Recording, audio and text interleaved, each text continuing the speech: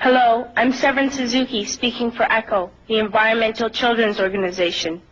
We're a group of 12 and 13-year-olds trying to make a difference. Vanessa Seti, Morgan Geisler, Michelle Quigg, and me.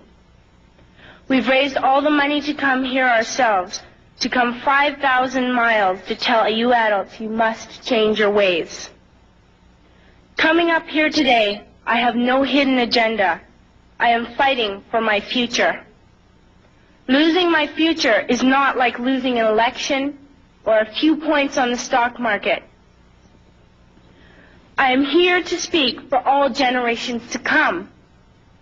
I am here to speak on behalf of the starving children around the world whose cries go unheard.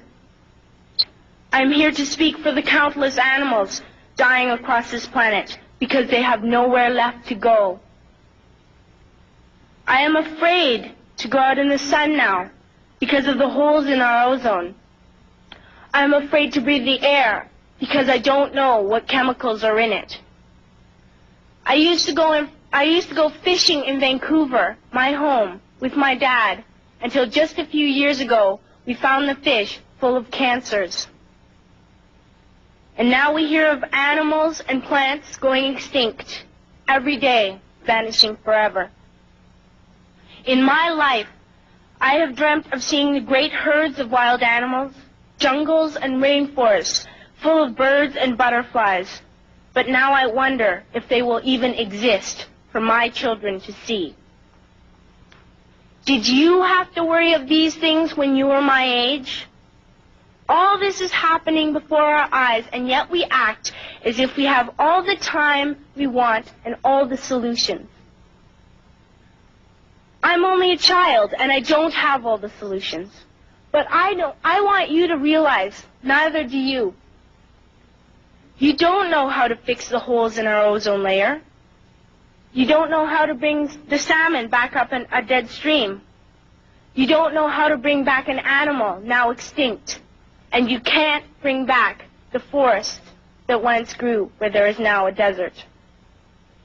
If you don't know how to fix it, please stop breaking it.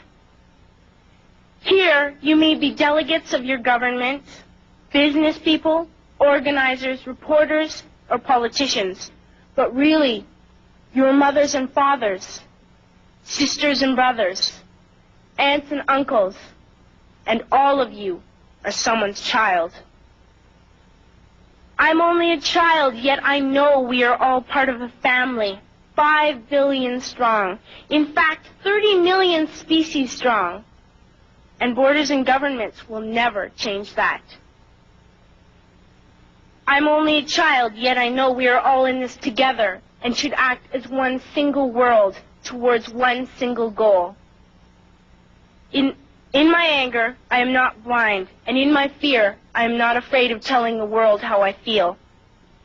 In my country, we make so much waste. We buy and throw away, buy and throw away, buy and throw away, and yet northern countries will not share with the needy. Even when we have more than enough, we are afraid to share. We are afraid to let go of some of our wealth.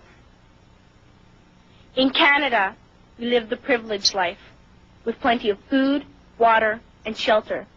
We have watches, bicycles, computers, and television sets. The list could go on for 2 days. 2 days ago, here in Brazil, we were shocked when we spent time with some children living on the streets. This is what one child told us. I wish I was rich. And if I were, I would give all the street children food, clothes, medicines, shelter, and love and affection. If a child on the streets who has nothing is willing to share, why are we who have everything still so greedy? I can't stop thinking that these are children my own age, that it makes a tremendous difference where you are born. That I could be one of those children living in the favelas of Rio. I could be a child starving in Somalia, or a victim of war in the Middle East, or a beggar in India.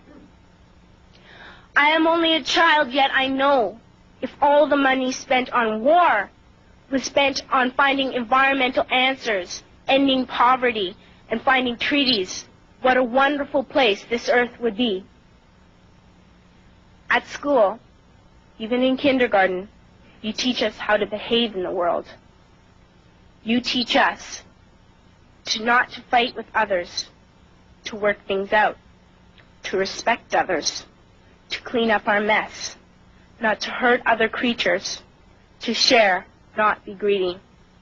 Then why do you go out and do the things you tell us not to do? Do not forget why you are attending these conferences, who you're doing this for. We are your own children.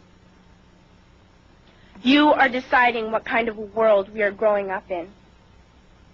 Parents should be able to comfort their children by saying, everything's going to be all right. It's not the end of the world, and we're doing the best we can. But I don't think you can say that to us anymore. Are we even on your list of priorities? My dad always says, you are what you do, not what you say. Well, what you do makes me cry at night. You grown-ups say you love us, but I challenge you, please, make your actions reflect your words. Thank you.